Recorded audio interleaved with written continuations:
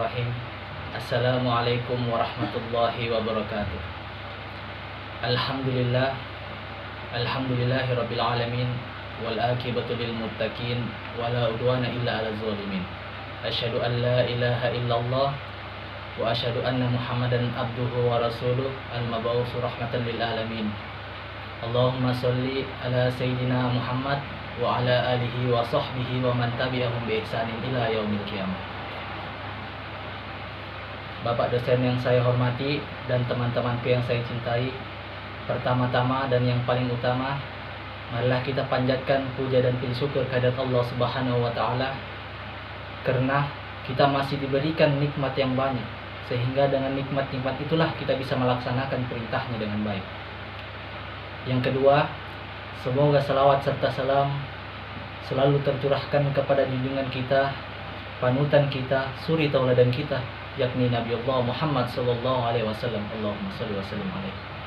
Yang mana dengan perjuangan beliaulah dan para sahabatnya kita bisa merasakan manisnya iman dan indahnya Islam, dan juga kepada keluarga sahabat dan para pengikutnya hingga akhir zaman. Amin ya rabbal alamin. Teman-temanku yang saya cintai, pada kesempatan yang berbahagia ini saya akan menyampaikan kultum singkat tentang ikhlas. Ikhlas yang sering kita pahami adalah melakukan sesuatu tanpa mengharapkan imbalan apa-apa. Memang pengertian ini sedikit banyak sudah benar, hanya saja saya kira kurang tepat, karena dalam agama kita ikhlas adalah melakukan sesuatu karena Allah Subhanahu wa taala. Yang kita ikhlas adalah melakukan sesuatu karena Allah Subhanahu wa taala. Ikhlas ini sendiri mempunyai banyak sekali dimensi dalam kehidupan sehari-hari. Misalkan saja ikhlas dalam bekerja, ikhlas dalam beramal, ikhlas dalam mengajar, ikhlas dalam beribadah, dan lain-lain sebagainya. Nah, contohnya apabila kita masukkan dalam konteks ibadah, maka ikhlas berarti melakukan ibadah karena Allah Subhanahu wa taala, bukan karena yang lain, bukan karena ingin dipuji, bukan karena ingin terlihat soleh, tapi semata-mata hanya Allah Subhanahu wa taala.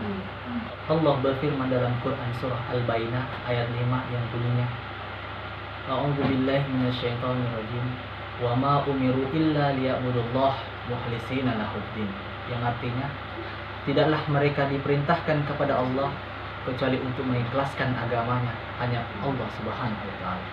Ayat ini menerangkan kepada kita tentang berlaku ikhlas dalam beragama. Agama apabila tidak dilandasi dengan ikhlas dan kejujuran akan runyam dan seolah tak akan bekas. Orang sibuk memikirkan kepentingan diri sendiri tanpa sedikit pun menempatkan agama dalam prioritas hidupnya. Bapak dosen yang saya hormati dan teman-temanku yang saya cintai, fenomena ini banyak sekali terjadi di sekitar kita. Bahkan mungkin tanpa sadar kita termasuk dalam arus masyarakat yang seperti itu. Nauzubillahi min dzalik. Semoga kita dihindarkan oleh Allah Subhanahu wa taala dari sifat seperti itu. Ikhlas dalam beragama menjadi sangat penting untuk pupuk dalam diri kita, dengannya semua urusan menjadi lebih tenang dan mudah untuk dijalankan. Ikhlas juga menjadi penting untuk dipraktikkan karena setiap amalan yang kita lakukan tidak sah di mata Allah apabila tidak tampan. Dalam hadis yang diriwayatkan oleh Imam Muslim dan dalam kitab Sahih Muslim diceritakan tentang suatu perkara yang akan terjadi nanti pada hari akhir di hadapan Allah Subhanahu wa taala. Teman-temanku yang saya cintai, dikisahkan bahwa nanti di hadapan Allah Subhanahu wa taala akan ada seorang hamba ditanya oleh Allah, "Apa yang telah kamu lakukan di dunia wahai hambaku?" Kemudian ia menjawab, "Saya berjuang dan berperang demi Engkau ya Allah, sehingga saya mati syahid." Allah kemudian menjawabnya, "Dusta kamu, sebenarnya kamu berperang bukan karena aku, melainkan agar disebut orang berani. Kini kamu telah menyandang gelar tersebut." Kemudian Allah memerintahkan agar dia dicampakkan dan dilemparkan ke neraka. Teman-temanku, kutipan hadis ini adalah contoh orang yang beribadah dengan tidak ikhlas dan mengharap selain kepada Allah Subhanahu wa taala. Dikisahkan di sini bahwa orang ini ia berperang bukan karena membela agama Allah, akan tetapi ia hanya ingin dikatakan sebagai seorang pemberani, seorang yang bisa mengalahkan musuhnya. Karena inilah ia dikatakan sebagai orang yang tidak ikhlas. Kisah ini menjadi tamparan keras bagi kita semua yang masih sering beribadah atau melakukan sesuatu bukan karena Allah Subhanahu wa taala. Semoga dengan kisah ini kita termasuk orang-orang yang Allah lindungi dari hal-hal yang seperti itu. Hadirin yang dirahmati oleh Allah Subhanahu wa taala. Dalam beramal, ikhlas ini juga menjadi barometer sebesar apa pahala yang kita dapat. Semakin ikhlas seseorang dalam beramal, semakin besar juga balasan ia terima. Semakin murni karena Allah dia melakukan sesuatu, maka semakin bernilai amalan itu di sisi Allah Subhanahu wa taala.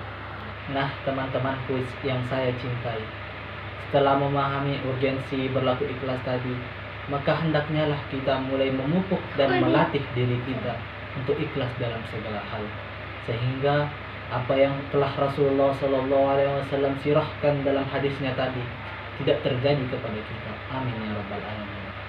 Saya kira cukup sekian kultum singkat tentang ikhlas ini. Semoga apa yang saya sampaikan bisa bermanfaat bagi kita semua. Kurang lebihnya mohon dimaafkan.